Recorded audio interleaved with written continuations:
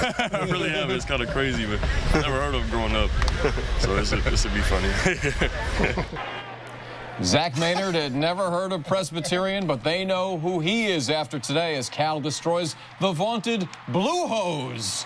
Lexus after the game right now.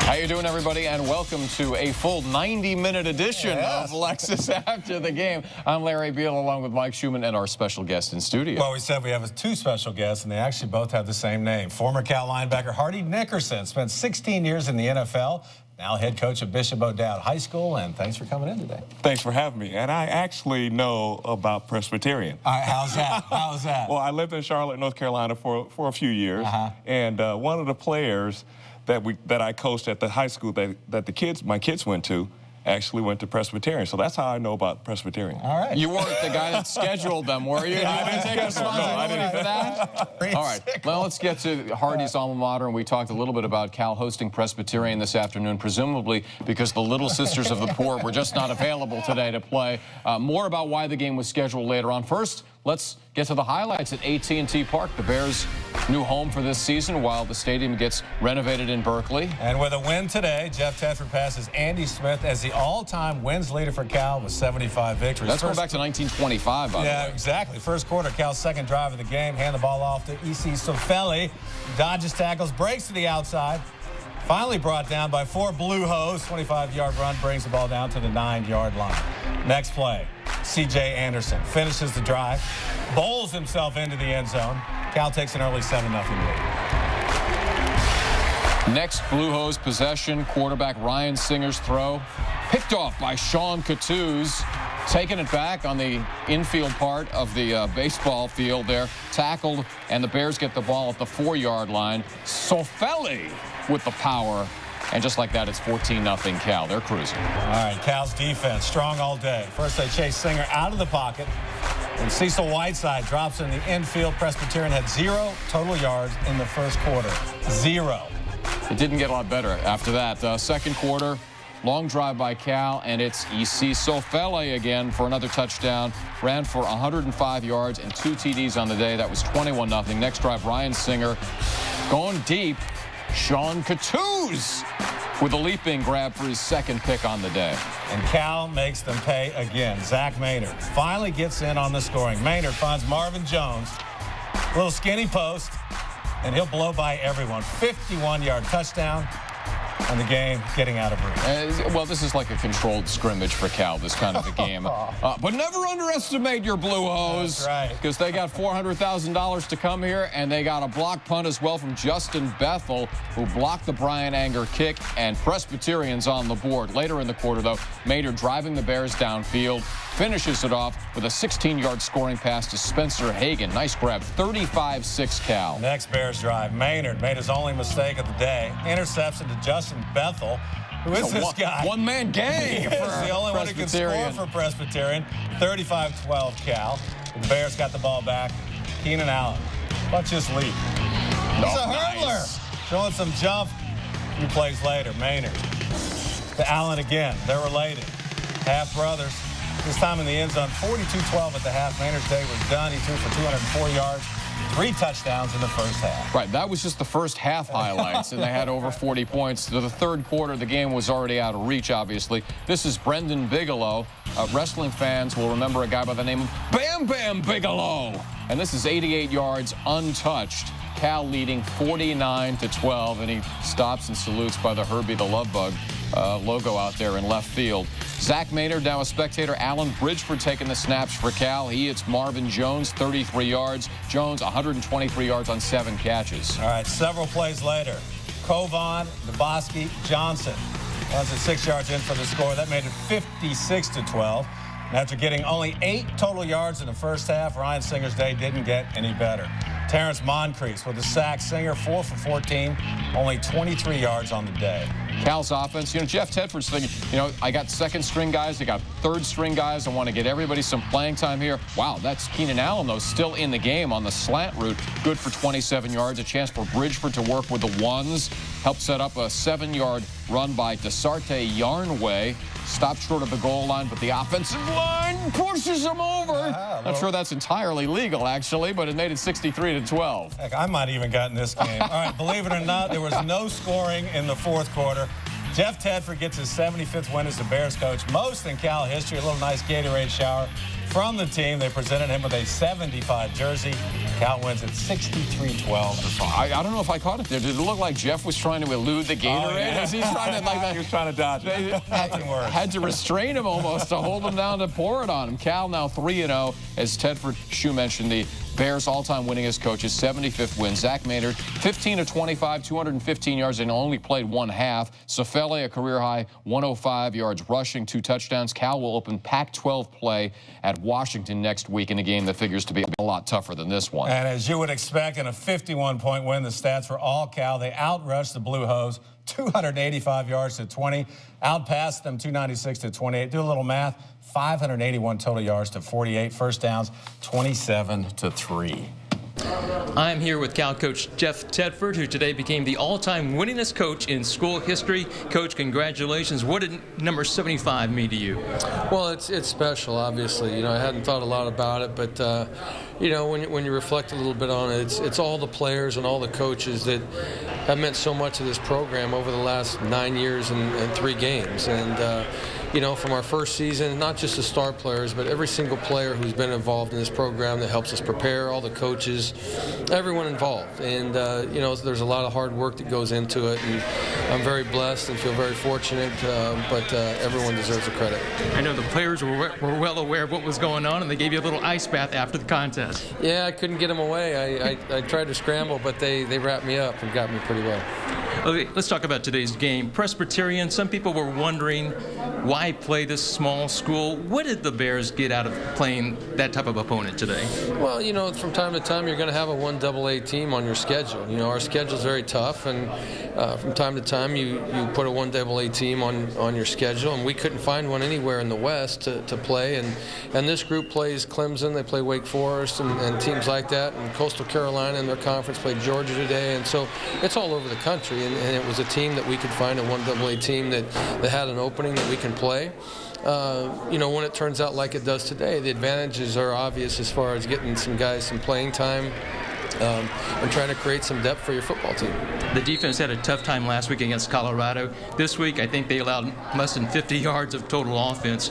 But again, considering the opponent, how much do you take away from that? Not a lot. Not a lot, really. I mean, Presbyterian, without taking anything away from them, they were overmatched with our defense. And, but you need to tackle. You need to rally to the ball. You need to tackle and do some of the things that we did. We covered well.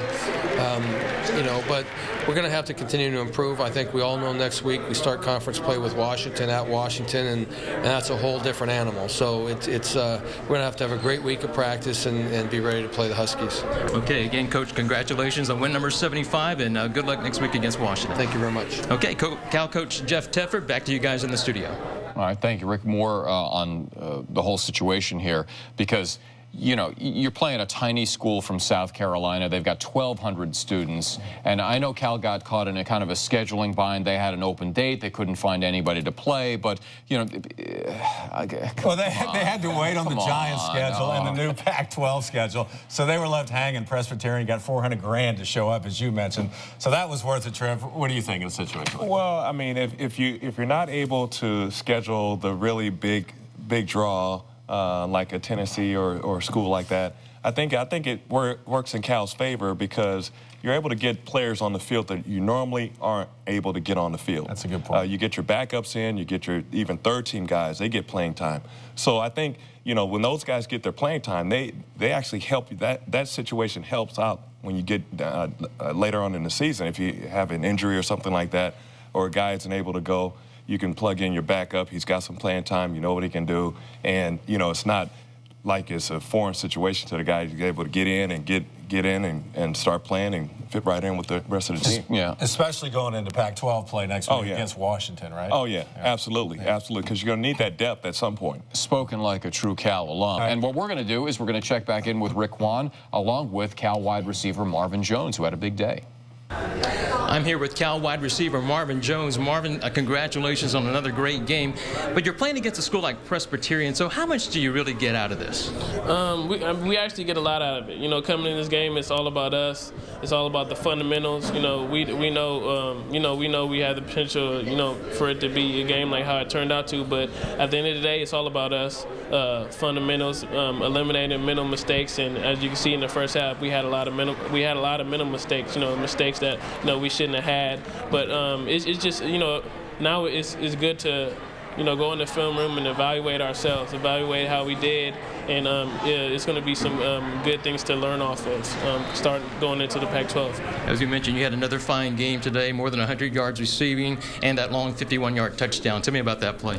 It was a great play, and it was a perfect pass from Zack. You know, I had a dig route, an in route, and we knew we know what coverage they were going to be in, and it was just right on. I caught it in stride and shot to the end zone after that. So it was a great play by Zack. What's your impressions of Zack Maynard? I know you don't get to see all the games, but this kid came out of nowhere. Tedford found him back in the Carolinas, and he's unlike any player Jeff's ever had there with the wheels. So. Right. He's an athletic quarterback. He can run. He can make a lot of things happen.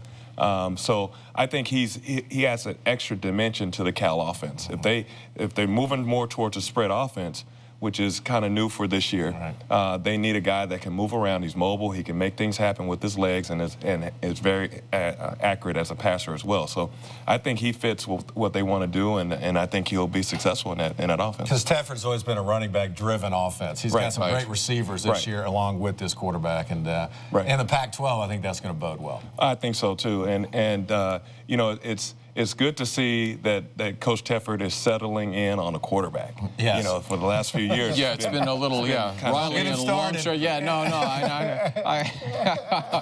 Well, let's talk about the defense then, right? Because we've showed enough of the offense, and I know Shu wants to talk about the defense, which showed a little bit more spunk this week. They gave up, what, over 500 yards against Colorado last week. What stuck out for you? Well, safety Sean Cattouse had a career day. He had 2 interceptions.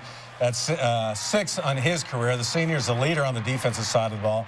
First pick led to a touchdown run. Second pick to Marvin Jones led to his 51-yard catch. And Hardy, your safety is kind of the equivalent of your quarterback on defense. Oh, absolutely. Those are the guys that make plays and make all the calls for the defense, and they are tone setters. And to see Cattouse go out and make the plays he made today was huge for the Bears defense. I thought you were going to argue the middle linebacker is the quarterback on the defense. Well, of course I'm going to make that argument later on. But off camera. Yeah. But, you know, your safeties are generally the guys who are coordinate those defensive backs, making sure everybody's on the same page. You know, the middle linebacker is the guy that's coordinating what's going on in the front seven. Yeah. So, you know, that's a vital position. You got to have a guy that's experienced, understands the game, and is not afraid to step out and make a play. All right, well, we were highlighting Sean Cattouse. Here's Rick with Sean. I am here with Cal defensive back Sean Cattouse. He had a pair of interceptions today against Presbyterian. Sean, you have to be feeling pretty good, I guess, huh? I'm feeling pretty good. A little bit of disappointment, actually, on the first one. I feel like I should have scored. It was pretty disgusting that I didn't to me, but I'm feeling good. 2 interceptions, first multi-interception game, so I'm pretty happy with that. I know last week against Colorado, the defensive secondary really had a tough time. What did it mean to come back and play so well today? I mean, we just wanted to come back and improve ourselves, you know, get some things corrected and just really show the kind of defense and the kind of secondary we are. Okay, thanks for your time, Sean. Cal defensive back Sean Cattouse, back to you. All right, when I played, safeties were about 180. When you played, they moved up to about 190, 200. Now they're weighing like 220, the safeties. They're linebackers now. Right, with speed. It's amazing the transformation of the game. It is amazing. You know, with all that they do during the offseason, these offseason training programs, these guys are getting bigger and faster and stronger, and it's amazing. And it's amazing to see these guys move and navigate the field the way they do. What'd you weigh when you played? I weighed 225. Wow. They listed you at 230. They listed you generously get they were lying, yeah. Yeah, they were lying. They wanted to make you sound bigger, yeah. I like the fact that Coutu said he was disgusted that he didn't score, because he was like, come on. All right, one more look back at Cal's win 63-12 over Presbyterian with quarterback Zack Maynard and Rick Wan. I'm here with Cal quarterback Zack Maynard. Zack, a very lopsided win today, but I think you'll agree the offense was a little bit inconsistent, especially early on. Yeah, mentally we got to stay more focused as an offense. We had a lot of penalties today, and we just got to clean up for next week. When you play a team against like Presbyterian, what do you guys get out of playing an opponent like that? We treat them as every team we play every week, so I mean, it's really not, we don't treat them as being a team with lesser value or anything like that. We play against them, play every team we play against every week, so I mean, we have to stay focused, and I mean, I felt like we lost focus a little bit in the first half. We had a lot of mental errors, but we came back around. You've only been playing for Coach Tedford for a short time, but of course, he won his 75th today. Was that kind of special even for you? Yeah, that was very special for me. Coach Tedford is a great coach, and when he gets recognized for winning a lot of ball games, that's great on our part. It makes us look good. It makes him look great. Great coach. I mean, especially in the Pac-12 now, it puts him at a higher standard. So how did today's game get you ready for the Pac-12 opener next week? I hope we get all the jitters out and all the mental errors out this week, going to next week against UW at their place, and we have a good ball game. Okay, thanks for your time, Zack. Good luck next week, all right? Back to you in the studio.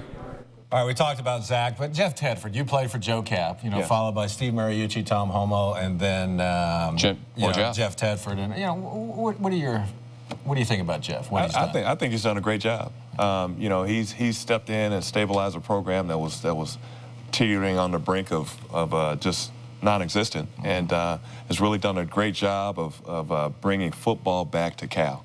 I mean, in a total sense of the word, from a program standpoint to players to bringing it back to respectability. It was a few years ago we were close to being ranked the #1 team in the nation.